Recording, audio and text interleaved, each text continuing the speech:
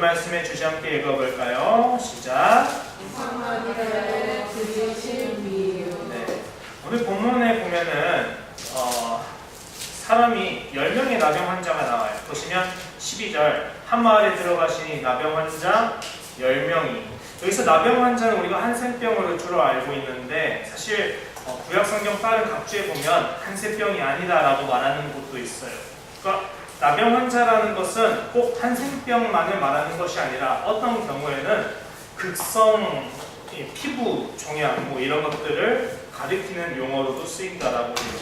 그러니까 우리는 이 사람들이 현재 정확히 어떤 피부 질환을 갖고 있는지는 잘 몰라요. 중요한 거는 이 사람들은 격리된 사람이에요. 고칠 수 없는 만성 피부병이기 때문에 격리된 사람이에요. 그럼 우리 물어보죠. 왜 격리되었을까요? 율법이 그렇게 하라 하셨기 때문이에요. 그럼 우리는 불만을 가집니다. 저도 학생 때 이게 참 불만이었어요. 하나님 이거 너무한 거 아닙니까? 피부병이 내가 원해서 나는 것도 아니고 얼마나 참 불쌍한 사람들인데 왜 격리시키십니까? 처음에 오해를 했는데 제가 계속 생각하고 보니까 하나님의 성경은 다른 구절을 아무리 봐도 하나님은 선하신 분이에요. 그럼 선하신 하나님께서 도대체 이유가 있으시겠죠. 그래서 두 가지 이유를 제가 생각해 봤어요. 하나는 전염병이 퍼지는 것을 막기 위해서 일시적인 격리를 했다는 거예요. 그 증거가 구약 율법을 보면 피부병이 싹 났거든 제사장에 가서 몸을 보여서 내가 온전해졌다는 걸 증명받으면 다시 마을로 편입할 수 있어요. 정상적인 삶을 시작할 수 있어요. 그러니까 일시적인 격리였다라는 거죠. 그러니까 여기 보면 나병 환자들도 이게 나병이 한센병일 수도 있고 아닐 수도 있는데 정말 은혜로 이 사람들이 회복을 하면 얼마든지 돌아올 수 있는 기회가 열려 있어요. 근데 두 번째 이유가 또 있어요. 성경 보면은 이 피부병을 가진 것도 부정하다라고 해요. 저번에 제가 피에 대해서 말씀을 드렸죠. 우리가 피를 흘린다라든지 자연적인 생리현상이 있다든지 이런 여러 가지 이유들 때문에 피를 흘리는데 피를 흘리는 것 자체, 피를 흘리면 그 사람은 어떻게 되죠? 그동안 격리해야 돼요. 왜요? 피 흘리는 행위 자체가 나쁜 게 아니에요. 그거에 대해서 더럽다 이런 게 아닙니다. 그건 정상적인 생활이에요. 그런데 피가 갖고 있는 특수한 영적인 교훈에 대해서 하나님이 알려주시고자 피를 보면 너희는 뭘 생각해야 되느냐? 너희가 흘린 피값을 생각해야 된다. 알려주시고자 피에 대해서 부정하게 여기셨어요. 그래서 이 사람들은 피 자체 흘리는 게 나쁜 것은 아니지만 하나님께서 가르쳐 주시고자 하시는 영적 교훈 때문에 어쩔 수 없이 피를 흘리게 되면 피가 멈출 때까지는 자신이 거룩하지 못한 상태, 온전하지 못한 상태, 즉 부정한 상태라고 보고 격리를 했었어요. 마찬가지 이유입니다. 여기서도 나병 환자들을 격리시켰던 이유는 두 가지 이유인 거예요. 전염병을 더 이상 퍼지지 않게 하기 위해서, 또 두 번째는 영적인 교훈, 부정한 것. 나병 환자 몸이 온전한 건 아니니까 내가 온전해지는 거에 대해서 소중히 여기는 것, 두 가지 이유 때문에 격리를 했어요. 근데 문제는 뭐냐? 딱 이렇게 두 가지 이유만 봐도 하나님이 이들을 미워해서 격리시킨 게 아니라는 걸 우리는 알 수 있어요. 문제는 뭐냐면은 이스라엘 사람들은 당시에 영적인 눈이 너무 어두웠다는 거죠. 너무 어두웠어요. 영적인 눈이 어두우니까 하나님의 뜻을 분간할 수 있을까요? 없을까요? 없어요. 그러니까 나병 환자들을 격리시키다 못해 조롱하고 핍박하고 이 사람들을 미워하고 그런 거예요. 우리가 선한 사마리아인 비유 기억나시죠? 강도 만난 한 형제가 강도에게 치명상을 입어서 피를 흘리며 죽어가는데 그 길을 우연히 걸어가던 바리새인이 그를 보고 도와줬어요? 멀리 피해갔어요? 멀리 피해갔다. 자기 송아지가 피 흘리면서 죽어가면은 어이쿠 어떡하지 하면서 소중히 여길 사람들이 정작 자기한테 부정하게 할까봐 율법 교사들도 또 유대인들도 다 피해서 갔다고요. 이런 걸 반증하는 것이죠. 사람들의 영적인 그런 눈이 너무 어두웠어요. 그렇기 때문에 세상을 둘러보면 사실 이렇게 사회적 약자들이 있는 것을 저는 조금 생각해 봤으면 좋겠다 싶더라고요. 왜냐면은 사회적으로 소외되고 고통받는 사람들이 어떻게 보면 이 나병 환자와 같은 상황일 거예요. 근데 이 사람들이 존재하는 이유 뭘까 하니까 저는 이렇게 생각합니다. 성경에서 예수님은 누가복음을 계속 읽다 보니까 예수님은 부자를 책망하시는 게 많아요. 근데 부자가 부자여서 책망받는 게 아니었죠? 뭐 때문에 책망을 받았죠? 지난주에는 자기가 풍년이 잘 들어서 수출이 크게 났는데 이걸 가난한 자들을 위해서 나눠주기는커녕 내 기존 창고에 더 넣을 수가 없으니까 기존 창고를 부시고 더 크게 지어서 내가 재산을 더 크게 쌓자 하니까 하나님이 그날 밤 내가 오늘 밤 네 목숨을 앗아가면 그 많은 재물이 누구 것이 될까? 크게 책망하셨었죠? 네. 하나님이 책망하시는 이유는 이 사람이 부자여서가 아니라 하나님께 받은 은혜고 그 모든 것들이 사실 하나님께서 자기에 맡기신 달란트인데 자기를 위해서만 쓰려고 하고 하나님의 영광을 위해서는 쓰고자 하는 마음이 전혀 없었기 때문에 책망을 받았었던 거예요. 즉 쉽게 말하면 오늘 주님께서 그 말씀하신 다음에 뭐라 하셨냐?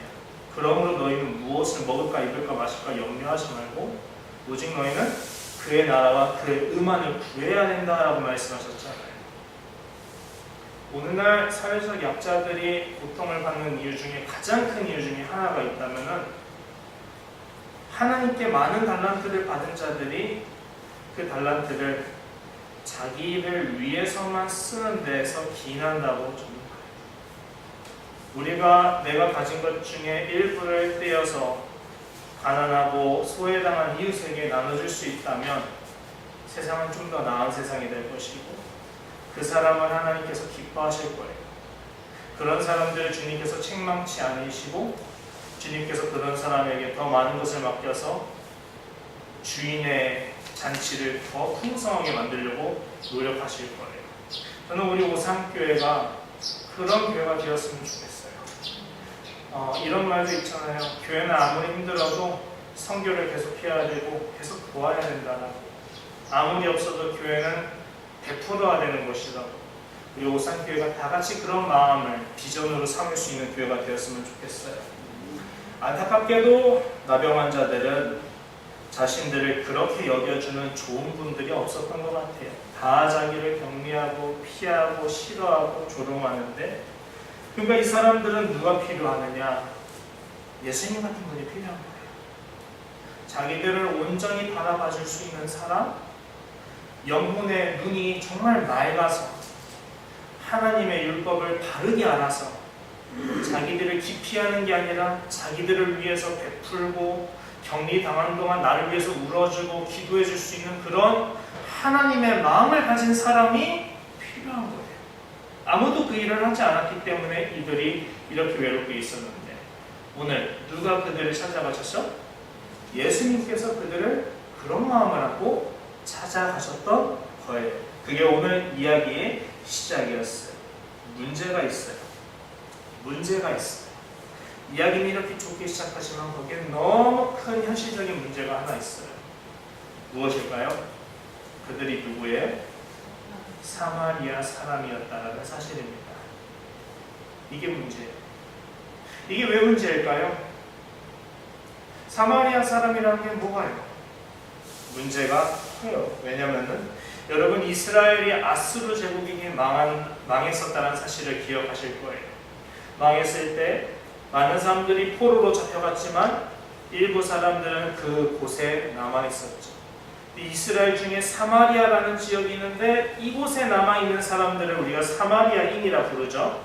근데 이 사람들이 그때 믿음을 잘 지키지 못했어요.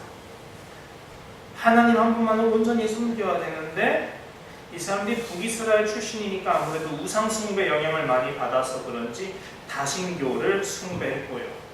나중에는 자기들만의 율법을 사마리아에 토라가 있어요.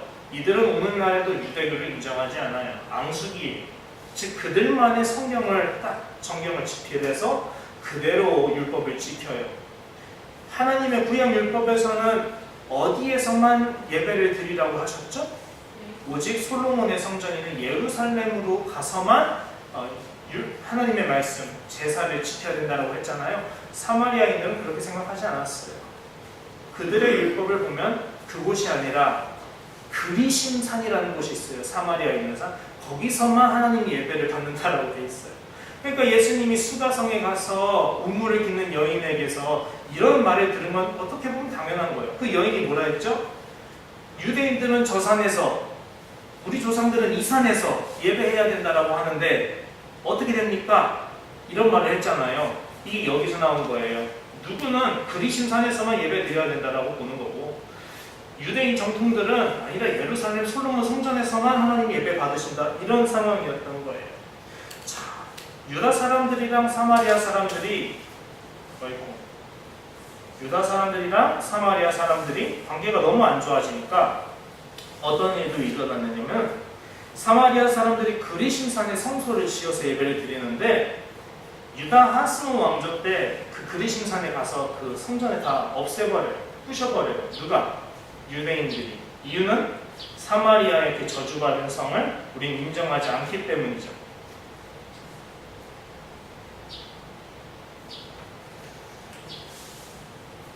그러니까 정리를 한번 하자면 이런 거예요.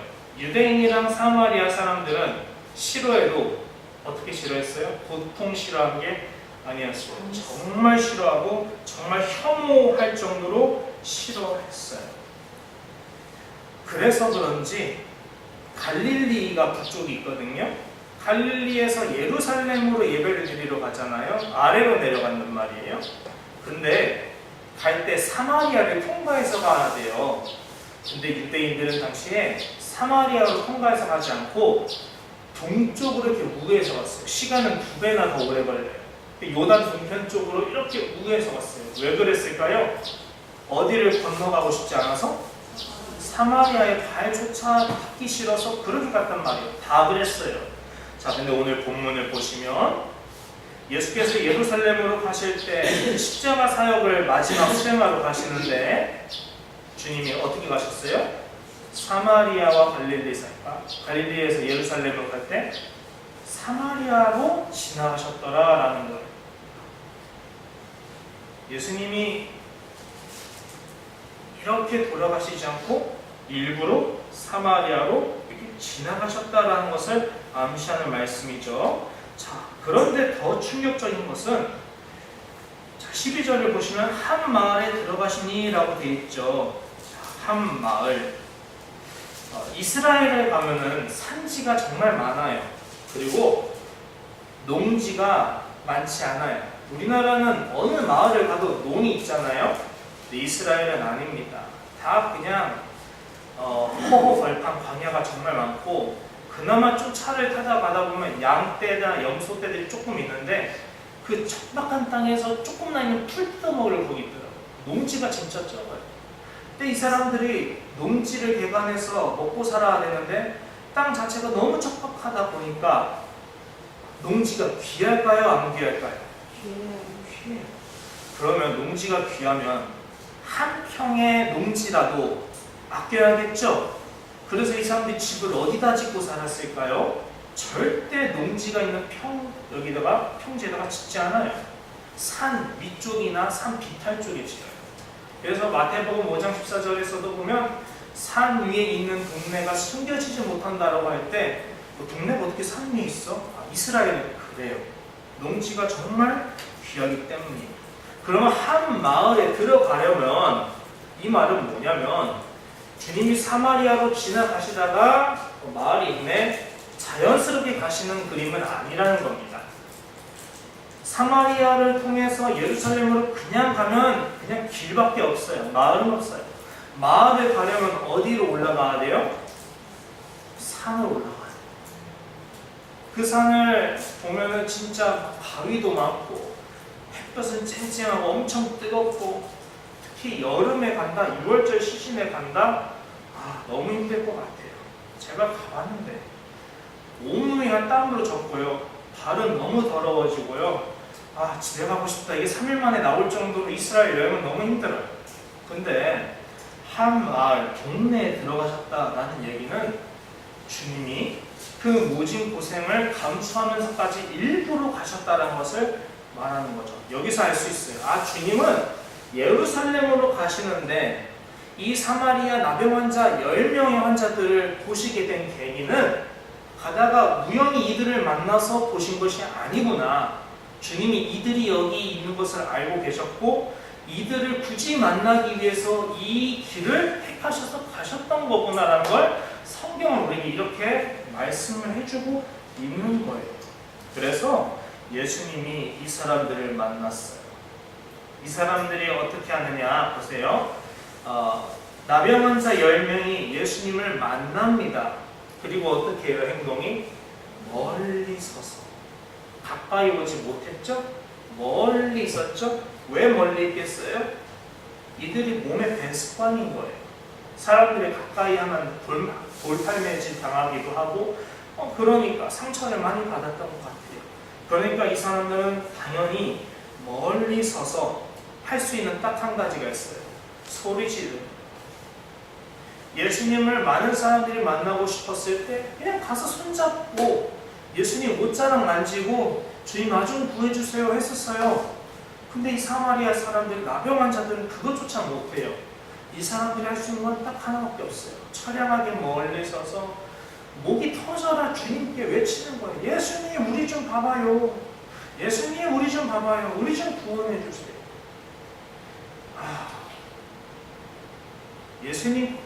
예수님께서 이들을 보시고 어떤 마음이셨을까? 이거 정말 중요한 문제.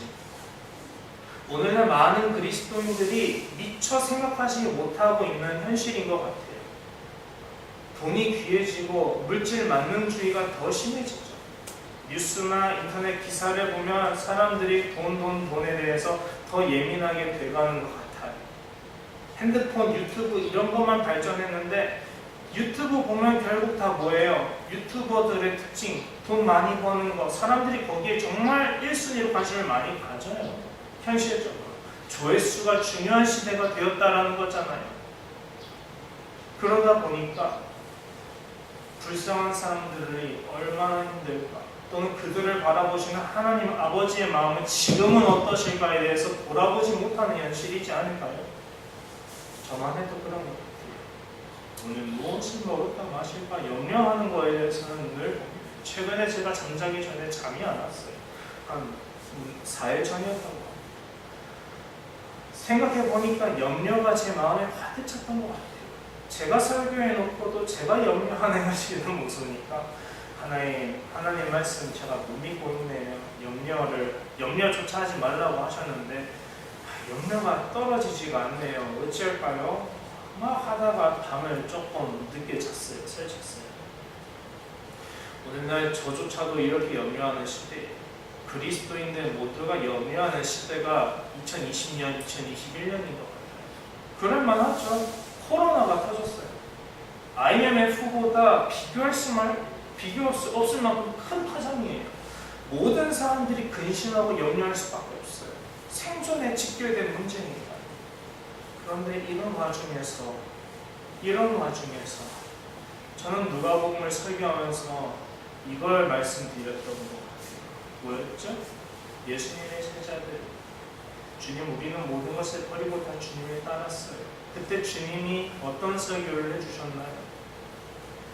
떡 3덩이를 꾸려고 한 남자 얘기를 해주셨잖아요. 자기 먹을 떡조차도 없는데 하나님께서 나그네를 섬기라고 하셨다는 이유 하나만으로 나 먹을 것조차 없는 사람이 나그네를 일단 영접하고 보고 남의 집에 가서 대문 쾅쾅쾅 때리는 이보시오 나 떡 3덩이만 구워줘. 왜 너 먹을 거 없어? 아니 우리 집에 먹을 것도 없는데 나그네도 왔어. 보통 야 나 대신 나그네 좀 맡아줘 할 텐데 떡 3덩이를 구워달라고. 얼마나 어떻게 보면 수치스러울 수도 있는데 창피할 수도 있는데, 근데 오늘날 이런 생각으로 하나님의 말씀을 어떻게든 지키고자 하는 정신은 보기가 정말 힘든 시대가 되지 않았을까요? 그래서 저는 오늘 이 본문에서 우리는 하나님의 마음을 알아야 된다 생각해요. 근데 놀랍게도요, 이게 누가복음이죠. 누가복음 17장이에요. 근데 이 흐름이 어디서부터 기인할까요? 1장부터 줄을 오잖아요. 그런데 14장에 보면은 15장에 보면은 누가복음의 가장 유명한 세 가지 비유가 나와요. 드라크마를 잃어버린 여인 이야기, 100마리 양 중에 한 마리의 양을 잃어버려서 찾아 나선 주인의 이야기, 그리고 돌아온 탕자 이야기. 세 이야기는 다 핵심이 똑같아요. 의인 99명이 아니라 죄인 한 명이 회개하여 주님께 돌아올 때 하나님 아버지가 너무 기뻐하신다라는 내용. 그 다음에 쭈르륵 해서 일어난 일이 오늘 이 사건이라는 사실을 알고 계시나요? 주님이 굳이 사마리아를 통과하셨고 굳이 산 위에 있는 동네로 올라가셨던 것은 주님이 이들을 알고 있었는데 이들을 향해서 어떤 마음이었기 때문일까요? 잃어버린 한 마리의 양을 찾아서 떠난 애타는 목자의 심정을 갖고 있었고 집 나가 탕자로 통통 사는 죄인과 같은 아들을 하염없이 날마다 집 앞에서 기다리며 나를 세고 있었던 아버지의 마음을 주님이 갖고 계셨기 때문에 주님은 그 길을 걸으셨던 거죠. 주님의 마음이 이제 조금 알 것 같아요. 주님은 오늘날 사회적 약자에 대해서 똑같은 마음을 갖고 계세요. 이들은 지금 사랑이 필요해요. 이들은 지금 도움이 필요해요.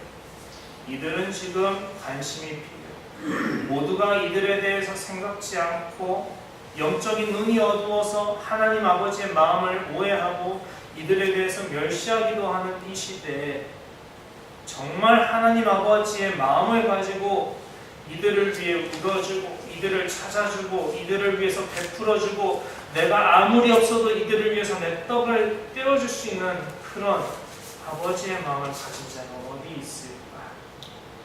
이들을 돕기 위해 하나님께 구하는 자가 어디 있을까? 아버지 제게 일용할 양식을 주세요. 이들을 도와야 합니다라고 기도할 수 있는 기도의 사람이 어디 있을까?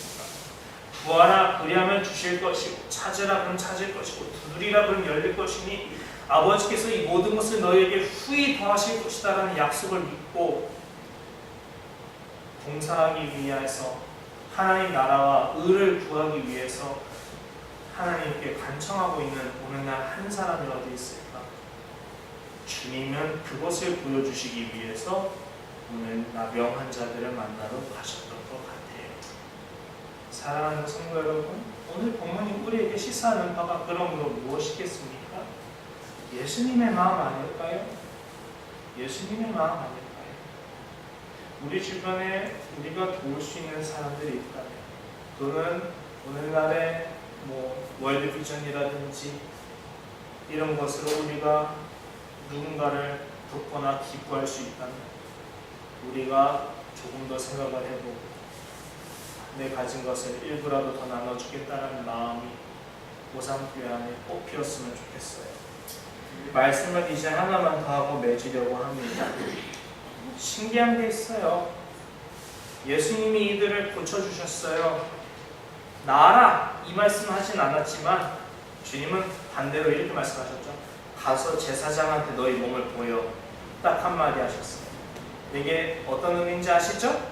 내가 다 나았다라는 것을 보여주면 정상이 된다라는 거예요. 너희 나을 거니까 가서 그냥 제사장한테 가봐. 그럼 이 사람들이 가다가 나음을 입잖아요. 10명이 다 나았어요. 그들이 가다가 깨끗함을 받은 줄 알 때 그들이라고 돼 있고요.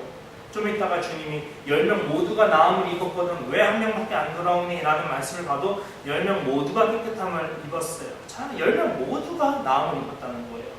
자, 근데 아까는 누가복음 15장의 연장선상 아버지의 마음을 말했다면 이번에는 신기하게 누가복음 14장의 연장선상 청함을 받은 자는 많지만 정작 택함을 입은 자는 적다는 말씀 또한 이루어지는 본문이 요거이기도 해요. 자 보세요. 그 중에 몇 사람이요? 한 사람.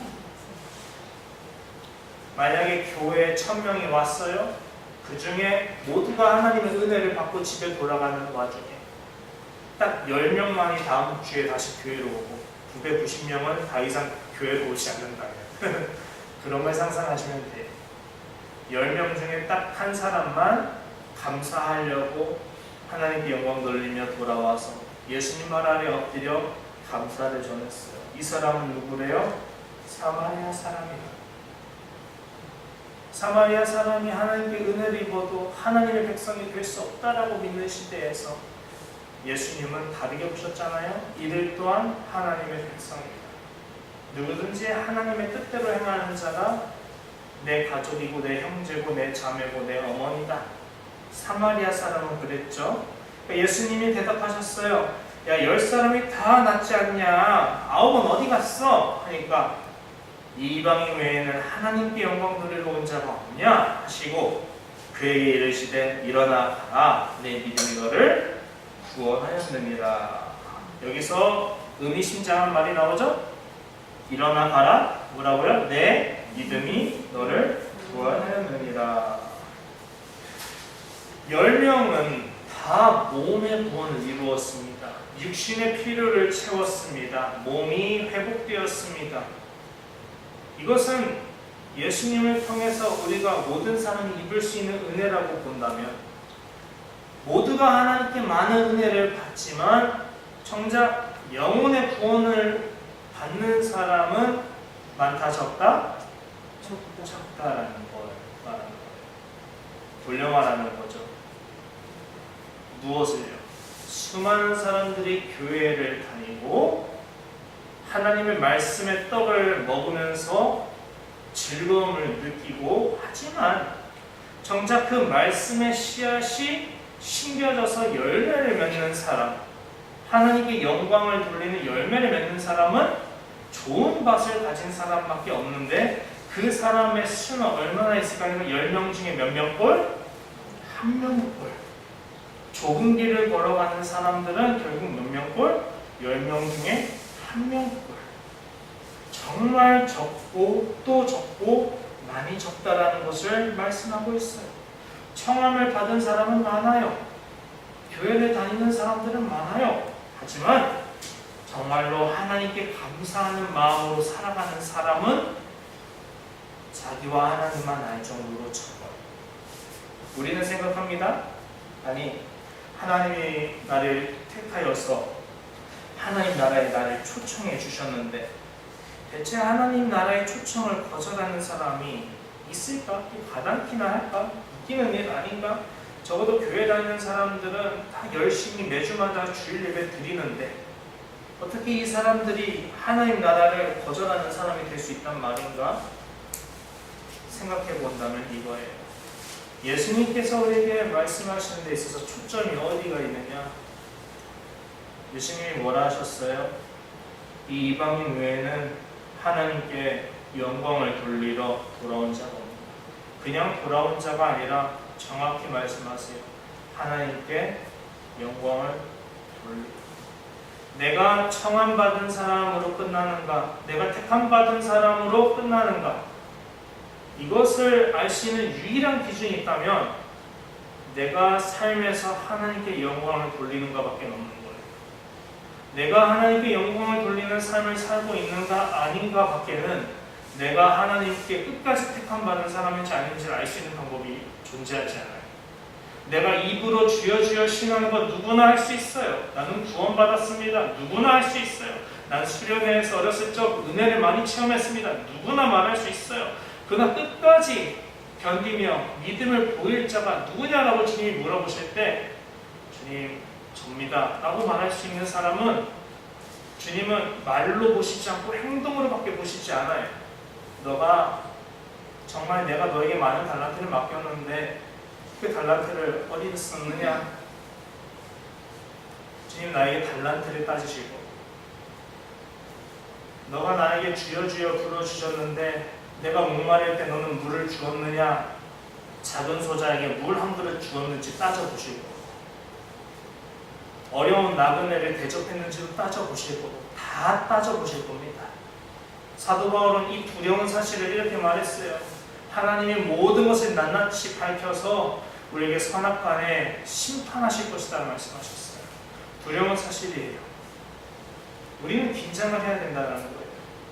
구원을 이룬다는 것은 두려움으로 구원을 이룬다는 것밖에는 설명할 수 없을 것 같아요. 성경 그대로 사랑하는 오상교회 성도 여러분, 우리 오상교회가 하나님을 이렇게 경외하고 두렵고 떨린 마음으로 내가 하나님께 영광을 돌리는 삶을 살려고 하는 것은 지극히 좋은 일입니다. 하나님을 믿으면 늘 행복하고 긴장도 없고 즐거워야지요. 맞죠.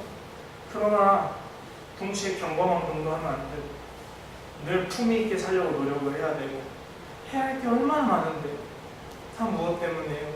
내가 정말 택함 받은 사람인지를 증명하는 것 외에는 내가 하나님 안에서 살아갈 방법이 존재하지 않기 때문입니다. 믿음이란 이렇게 쉬운 일이 아니에요. 하나님 나라에 들어가는 것은 이렇게 어떻게 보면 세상에서 가장 큰 노력을 요해야 되는 것일지도 몰라요. 행함으로 구원받는 것이 아니라 믿음으로 구원받는다는 것이지만 그 믿음이 진짜인지 아닌지를 우리는 뼈를 깎는 고통이 필요하다. 자기 십자가를 지고 자기를 부인하고 주님을 따라야만 얻을 수 있는 것이 천국이라 한다면 저는 우리 오산교회 10명 중 10명 모두가 그 고생의 길을 걸었으면 좋겠어요. 그 십자가를 칠 수 있었으면 좋겠어요. 저는 여러분에게 입에 발린 소리로 편안하게 해드리지 않겠습니다. 왜냐하면 이것은 우리에게 영혼의 문제와 직결된 문제이기 때문이에요. 인생에서 신앙생활을 편하게 하면 얼마나 좋아요. 하지만 좋은 것이 아니에요. 정말 몸에 좋은 약은 써요. 정말 생명으로 이르는 길은 좁아요. 하나님 나라에 들어가는 길은 십자가를 지지 않고는 못 들어가요. 진지하게 생각해야 됩니다. 나는 주님께 은혜를 받은 10명의 나병 환자가 만약 나라고 한다면 나는 하나님께 영광을 돌리려고 주님이 계신 십자가 앞으로 늘 나가고 있는가? 늘 주님 앞에 엎드려 절하며 기도하고 있는가? 우리 스스로 고쳐보고 우리가 다음 주에 만날 때 우리가 더 환하고 기쁜 마음으로 만날 수 있었으면 좋겠습니다. 기도하겠습니다. 사랑하는 예수님 감사합니다. 오늘 하나님 말씀을 통해서 우리가 하나님께서 어떤 마음으로 이 말씀을 우리에게 전하시는지를 캐치했습니다. 주님 두 가지를 봤는데 하나님의 잃어버린 양을 찾아 떠나시는 그 마음도 보았지만 동시에 너무나도 무섭고 안타깝게도 하나님의 은혜와 사랑을 받은 자 중에 오직 한 명밖에는 하나님께 돌아올 수 없었다는 것을 봤습니다. 주님, 우리 오산교회가 정말 두렵고 떨림으로 그 한 사람이 되길 원합니다. 우리 모두가 하나님 나라에 들어갈 수 있기를 원합니다. 주님, 우리의 영혼의 눈을 밝혀주시고 우리 오산교회 모든 사람이 한 사람도 나고하지 않고 하나님 나라의 길을 걸을 수 있도록 붙잡아 주시옵소서. 감사드리며 예수님 이름으로 기도합니다. 아멘.